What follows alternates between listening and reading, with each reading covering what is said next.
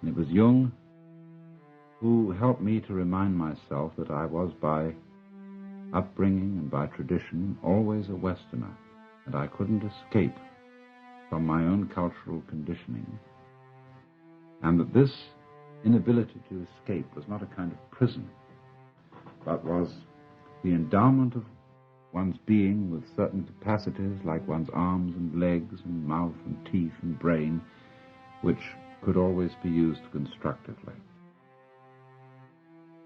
And I feel it's for this reason that I have always remained for myself in the position of the comparative philosopher, wanting to balance East and West rather than to go overboard with enthusiasm for exotic imports. But there are aspects of Jung's work far beyond this that I want to discuss. And first of all, I want to call attention to one fundamental principle that underlay all his work and that was most extraordinarily exemplified in Jung himself as a person. And this is what I would call his recognition of the polarity of life. That is to say, his resistance to what is, to my mind, the disastrous and absurd hypothesis that there is in this universe a radical and absolute conflict between good and evil, light and darkness, that can never, never, never be harmonized.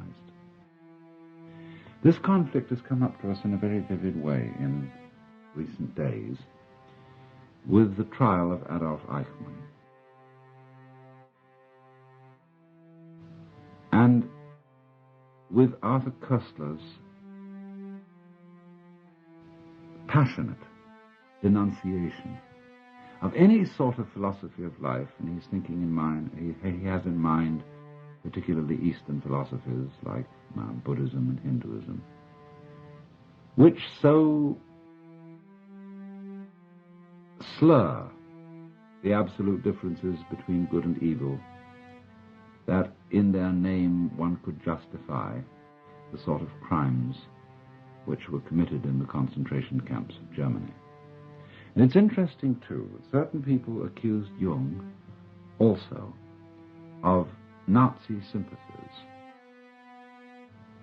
because he, too, would not subscribe to the absolute state of a war between good and evil, going down to the very roots of the universe. Obviously, when certain crimes and catastrophes occur, human emotions are deeply and rightly aroused. And I would, for myself, say that were I in any situation where an Eichmann was operating, I would be roused to a degree of fury that I can hardly imagine in my present existence, but I know it would come out from me. I would oppose those sorts of villainies with all the energy that I have, and if I was trapped in such a situation, I would fight it to the end. But at the same time, I would recognize the relativity of my own emotional involvement. I would know that I was fighting a man like Eichmann in the same way, shall we say, as a spider and a wasp, insects which naturally prey upon one another and fight one another, do so.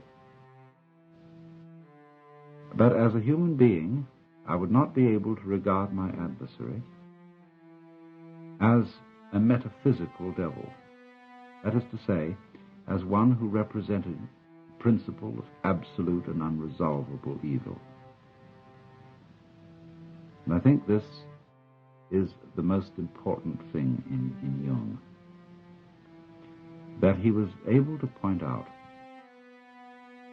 that to the degree that you condemn others and find evil in others, you are to that degree unconscious of the same thing in yourself, or at least of the potentiality of it. There can be Eichmanns and Hitlers and Himmlers just because there are people who are unconscious of their own dark sides, and they project that darkness outward into, say, Jews or communists or whatever the enemy may be, and say, there is the darkness, it is not in me, and therefore because the darkness is not in me, I am justified in annihilating this enemy, whether it be with atom bombs or gas chambers or whatnot.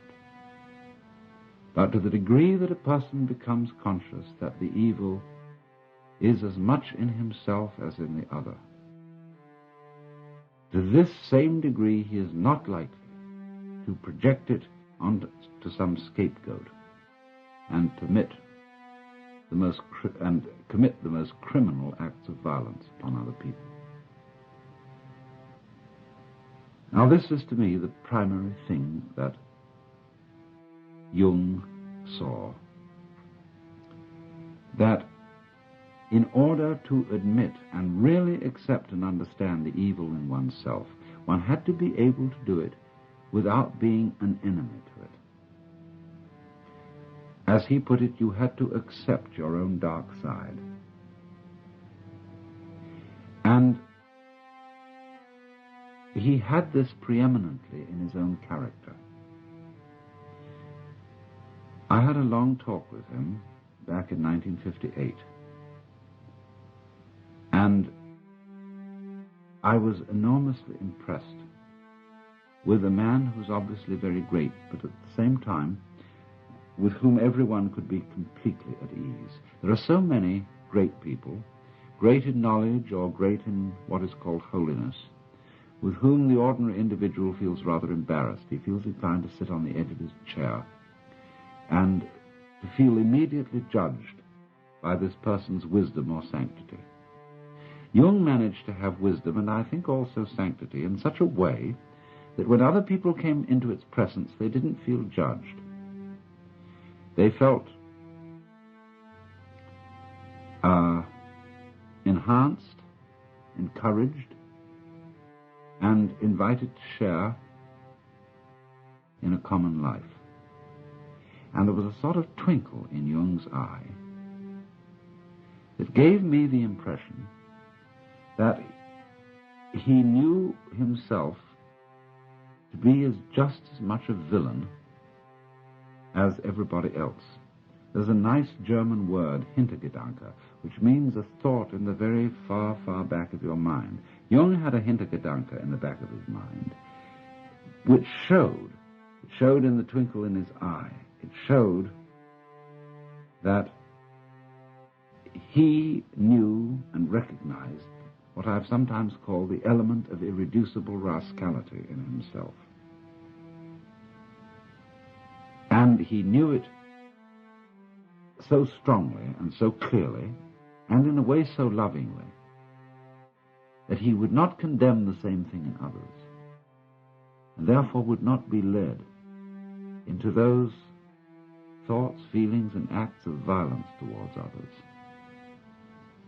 which are always characteristic of the people who project the devil in themselves upon the outside, upon somebody else, upon the scapegoat. Now this made Jung a very integrated character. In other words, here I have to present a little bit of a complex idea. He was a man who was thoroughly with himself, having seen and accepted his own nature profoundly.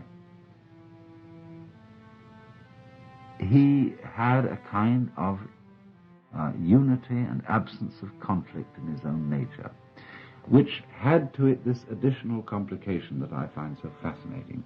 He was the sort of man who could feel anxious and afraid and guilty without being ashamed of feeling this way.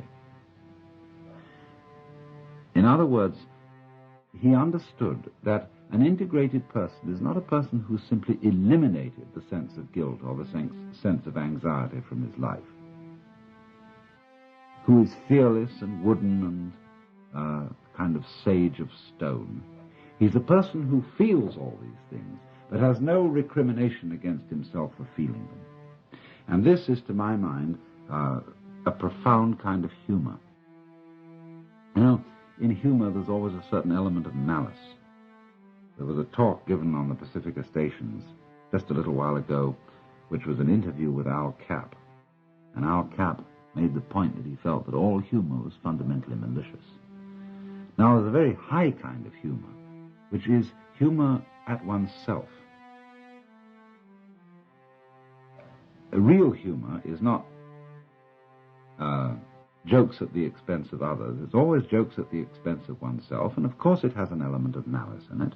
It has malice towards oneself, the recognition of the fact that behind the social role that you assume, behind all your pretensions to being either a good citizen or a fine scholar or a great scientist or a leading politician or physician or whatever you happen to be, that behind this facade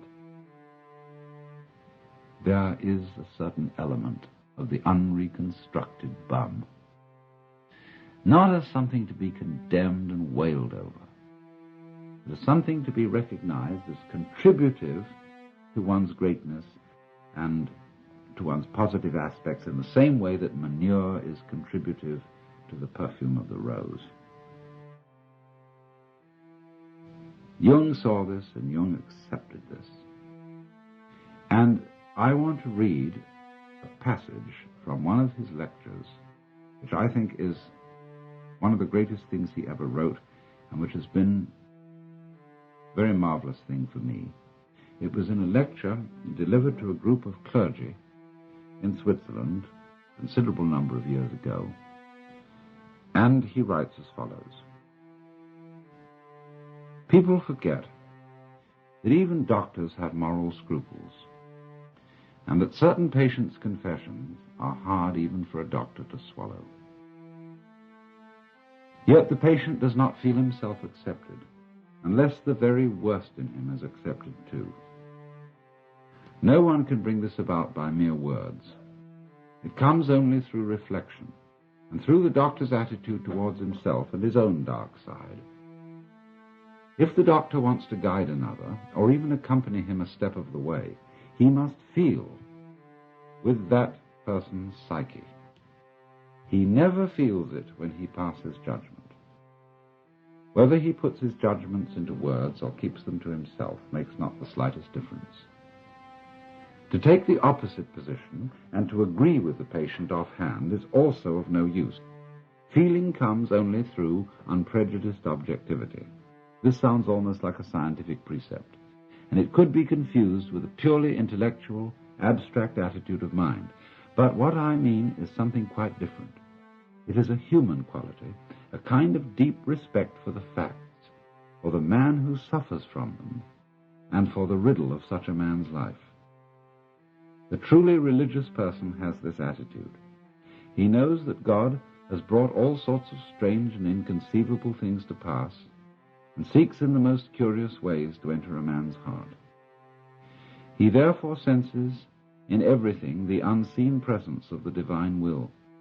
This is what I mean by unprejudiced objectivity. It is a moral achievement on the part of the doctor, who ought not to let himself be repelled by sickness and corruption.